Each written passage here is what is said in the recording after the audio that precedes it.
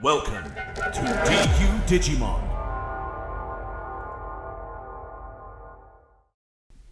Hello and welcome to Digimon and welcome to yet another video on the channel. If you're liking this content, please make sure to like, subscribe and ding that notification bell so you're not missing out on any of the latest content from the channel. We've just hit 300 subscribers over the weekend. Over the moon. I must have had a frenetic dream or something because I woke up and then saw on my phone in the middle of the night, by the way, that we'd gone from 299 to 300. So I am really happy with that. Everyone in the team's super happy about that as well. With more and more kind of content coming on the channel, particularly some kind of special content we've got planning in the planning phase at the moment. We're really, really, really excited with where this channel's going. So thank you to all of our subscribers and to you if you're not a subscriber and you decide to subscribe from this video. Thank you in advance. Anyways, into today's video. Well, we are going to be talking about regionals because we've got regionals on Friday in Birmingham at the Game Expo. This is a regional with a little bit of contention to it. So this was meant to be, and a similar situation kind of happened last year. I'm going to say kind of because it's kind of asterisks on that. This year, the regionals in Birmingham were meant to be for BT16. So the Salford regionals that happened up in Manchester, which unfortunately we as a team couldn't make it. That was meant to be kind of the UK's last kind of BT15 regional, and this one, the Birmingham one, was meant to be the BT16 regional. We were meant to have all the product by now, all across the country, and BT16 was going to be legal, and we'd all be getting absolutely shit kicked by Magnum on X. But due to delays with the UK supplier known as Asmodee, we have ended up with a situation in which BT16 is not yet here. It's a little bit confusing. I need to actually look into the issue a little bit more, and let me know if you want to see a video on that. I'll try and do some kind of investigating type stuff. I unfortunately I'm more of a Dick Tracy than a Sherlock Holmes, but we'll see if that's something that we'd like to discuss on the channel. But essentially, the supplier issue seems to be affecting kind of locals stores, so in particular kind of independent retailers and stuff like that. So for example, Dead Universe Comics, where our locals are held, has not got any of the BT16 product in. Griffin's Gaming, where we were at over the weekend doing the 3v3, which was a great tournament, by the way, did not have BT16 in stock, and that seems to be a nationwide issue. America already has BT16, they got it on time, but in the UK and I think other parts of Europe, we've not been able to get it, which is a real damned shame. There are certain online retailers that have still managed to get the product. I actually received my BT16 box on Friday from Unicorn Cards, so big up to them, by the way, because they got it to me via Royal Mail on time on Friday, and I opened my box during my lunch break. It was great. Managed to get a Rapidmon, so that'll be really cool. But it seems to be physical product seems to be just missing from UK shelves, which is a real big issue. So unfortunately, this regionals was meant to be the dawning of the BT16 era for the UK, potentially even in the world. I don't actually know if there are any other. Obviously not counting Japan, but in terms of outside of kind of the Japan and certain other Asian countries, potentially it was going to be the first BT16 regional. I don't know if America's already had one, for example, but this was going to be our BT16 welcome. Instead, it's kind of our last hurrah for BT15, so we're not as excited for it as we could have been, and unfortunately it's probably going to be a case of we're probably not going to have a physical regional event for BT16 now. There'll be online regionals, but us in the team, we're all old, man. we're I personally don't like the idea of doing an online regional. I might try one at some point. Let me know if in the comments if of anything that might change our minds. But in general, we just kind of prefer doing it in person. It's just more exciting. There's less kind of setup and tech stuff to be dependent on, and that's what we prefer. But we're still excited for this tournament. It's still going to be great. It looks like it's going to be a great turnout. And last time we did the Game Expo Regionals, which was BT12 format, that was a really good time as well. Reason why I've got this on screen, which is just, you might be thinking it's just, normal channel stuff, channel art, is this is a little visual cue, actually. So if you see someone with this mat, it's me. So, obviously my face is on camera now, so also you could recognize me by my face. But if you do recognize me, or this mat, feel free to come and say hi. I want to come and meet more people within the Digimon community. I could say the same for the rest of the team as well, though of course they're not appearing, facially on camera yet. I'm the only one doing that at the moment. But if you see this mat, if you see me, come and say hi. I'll introduce you to the other guys as well. If of course we have time because of regionals. Just let me know if you want to come say hi. Would be great to meet more of you. But into to today's video. So what we're doing in this video is looking through all of the deck lists that we've got for this regional, starting with mine. So I am Meta Sheep Man this time around. This is actually the first regionals where I'm not bringing Greymon. So this is actually big steps for me. First regionals I went to was BT12 for Digimon, and I took kind of War Greymon Toolbox. And didn't do too well. I came like 85th. Top 120. It's not that bad. Then last regionals I took Black War Greymon OTK for the BT13 regionals. Which I should have just brought Toolbox or War Greymon Raid OTK or something like that. But I wanted to bring Black War Greymon OTK, and you know what? It did okay. It didn't do brilliantly. I just about scraped it, I think, into the top 120. I was like 109th or something. And the OTK didn't go off in every match, but when it did go off, it was peak. It was really cool. And it actually had a good matchup against other Greymon players. My first round was against a Greymon player, and it did really well. But anyways, we're going into this list. So this is slightly different to what I shared in my player profile. I've made just a couple of little changes here. And the main change is that I've taken Ice Wall out, and I've taken my exciting tech option choice of a Zulongmon Ace out as well for 2 copies of Mirage Galgamon from BT13. Reason being is because it can bounce tamers, it has evade, so it's quite hard to get off the board, and of course when it does bounce something to hand or something is bounced to hand, you can play out a Thomas. So it just helps you with setting up your board more for your later OTKs, and by having it at 2 copies, it means I can run into it. It's going to be interesting to do practice for this. We'll actually be practicing at the time you are watching this, if you're watching the premiere, because we'll be down at locals at DU practicing for regionals, and in fact did some more practice today, which is why I've made these changes, because it's Bank Holiday Monday on the day of recording. We all of us in the UK, most of us anyway, have gotten the day off. But I want to try that BT13 Mirage Galgamon at 2, see how it goes. I did miss Tamer bouncing in the 3v3 yesterday, against certain matchups. I know there was one matchup which I really was not prepared for yesterday, which was Hunters. Hunters surprisingly kicked my shit in. It really did a number on me, and because I hadn't practiced for it, I wasn't prepared for it. They don't draw a lot, and they can lock the board with Quartzmon, so it was a really tough matchup, and he absolutely trounced me.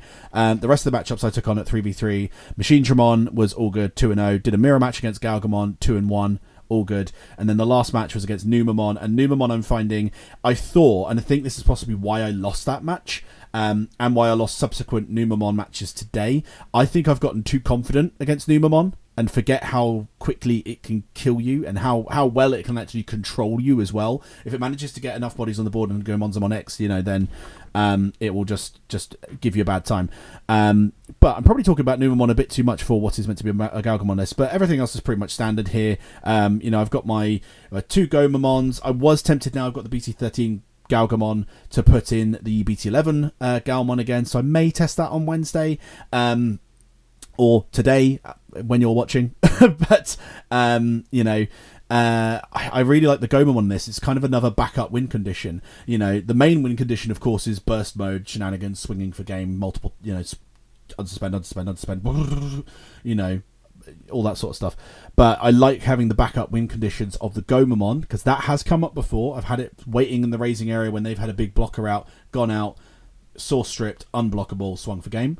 And then the other kind of backup win condition is Lanamon. I think you could possibly also get away with something like Omnimon, like Blitz Omni, but I don't fancy it. I might try it on Wednesday to see how it goes, but I don't like the idea of cutting burst mode down to 2, especially because the Omnimon... I mean, to be fair, we're not necessarily searching stuff in this deck anyway. We're mainly, you know, we're using our agility trainings, our mental trainings, mental training, and our blue memory boost, I should say, to search things out. You know, and the rest of it is kind of drawing, but Omnimon would just be a one of that we would have to kind of draw into, which I don't necessarily like in this deck. The other, I think I mentioned it already, but I took out Ice Wall in place of the Mirage Galgamon BT13 as well, just because I'm finding it's harder and harder to stun people with that card. It's great if it's in security, because just 2 memory and they're not expecting it, you know, but you can't guarantee that. So I think I would prefer going for consistency of the strategy than anything else. To be fair, I was tempted to just put in 1 BT13 Mirage Galgamon and then just put in a 4th blue memory boost, so we've got 4 and 4 of those for more kind of searching and more kind of delay things in the background. But I'm going to try this list on Wednesday. All of these lists, by the way, are subject to change. If none of us are happy, we will be changing them going forward. You know, so going for the regionals. So, you know, this is my list at the moment. I'm pretty happy with it. I know what it could do. I know how to play it. The only things I've got to do as a player personally is to not overcommit too early. You know, I've got to make sure I'm pushing out at the right time, you know, which I'm finding is sometimes tricky to gauge, but hopefully come Friday I'll get there. Next list we're going to look at is Numemons. This is Charles's Numemon list. He made some changes to this after a lot of testing against my Mirage list, the previous list, not this one, but Mirage list all the same. And he put in a few things to kind of change things up a bit. First of all, he's gone back to the black base, because he's found that if you're playing the purple base version, you're often drawing too much, which can trigger Galgamon's effects. You know, and also fill up your hand too much. He's gone with the Louis in there to pair better with the Ukomon and to kind of go there. He's got some more emphasis on the rush plays and stuff like that. He's got Venusmon to act as the kind of floodgate in there. And then he's got 3 different level 7s. He's actually taken out Death X. He was playing Death X, I believe, at one point.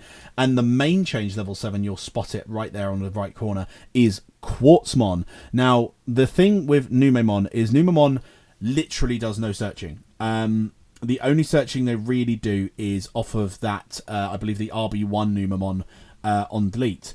Everything else is pretty much drawing into stuff and just kind of going X antibody, draw, you know, all that sort of stuff. So the plan for him is to draw into that Quartzmon so that he could potentially lock the board. And it has come up and it has won him games. And particularly in that matchup against Galgamon, it's incredibly good, because until they can bounce that Quartzmon, they're completely locked. None of their unsuspending kind of shenanigans go off. The Quartzmon will just lock everything down. So he is absolutely loving this list. Again, could be subject to change on Wednesday. However, at the 3v3 of the 3 of us in our team, he did go completely undefeated. I went 2-2. Sam unfortunately didn't win any of his matches, which I'll explain more when we get to his list.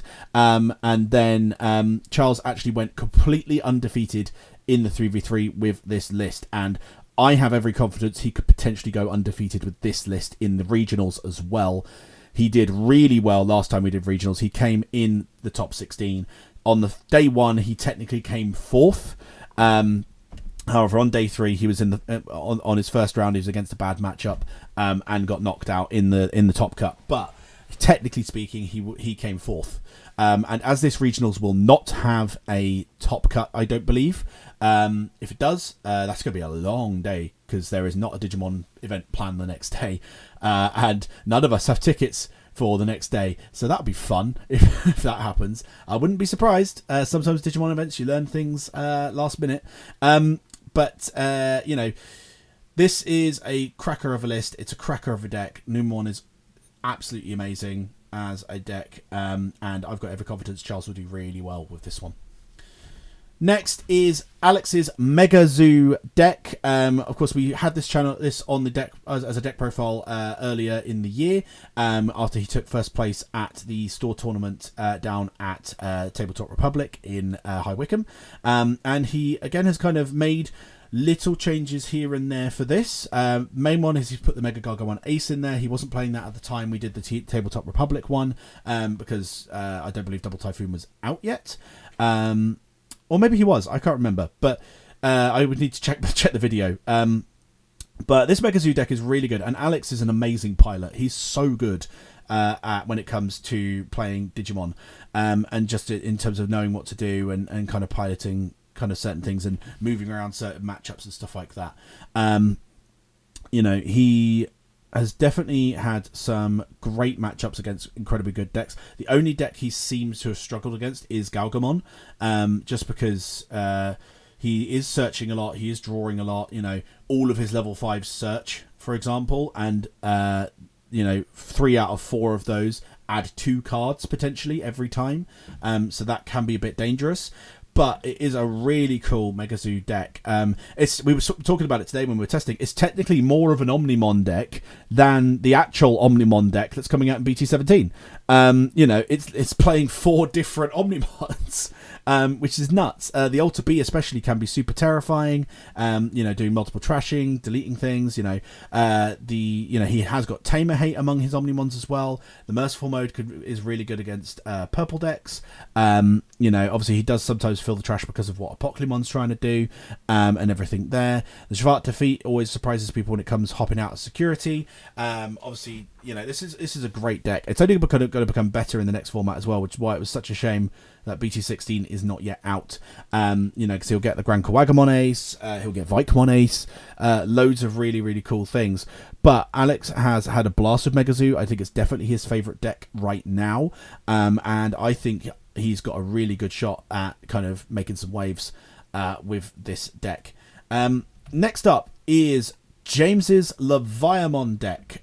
So James is the purple maestro amongst us. He is always playing purple. The only time I've ever seen him not play purple was Fanglongmon in EX4. That's it. Everything else he has played purely purple. And Leviamon has been quite possibly his most potent deck. I personally went against him last week. We did a bunch of testing. I went undefeated with Mirage Galgamon until I went up against this exact list. Leviamon is scary, man. Like it could cheat around. It doesn't necessarily have to, you know, create stacks in the traditional way. It's got some incredible deletion effects. For a purple deck as well, he did especially well at kind of mitigating his hand advantage against Galgamon, you know, which is crazy because you think they're gonna just be drawing all the time. You know, it's got backup win conditions with like the EX4 Gearmon. You know, obviously 7th Lightning is a super terrifying card. As well as Biting Crush.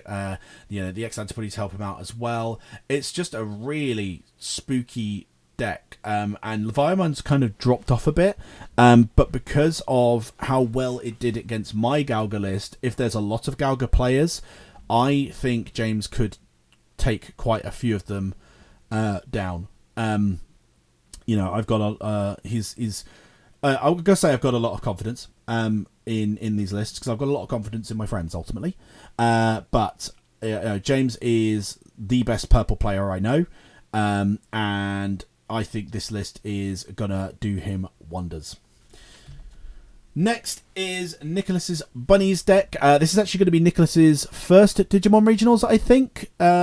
He's welcome to correct me on that one. It's, to my knowledge, it's his first one, and he's bringing bunnies. And this is a really interesting list, taking a look at it. I was most interested, actually, by his choice in eggs. He's got 4 Nyaromon from EX5 and the 1 BT11 Tanemon. Completely done away with the Gummymon from the actual starter deck, and has gone for these instead.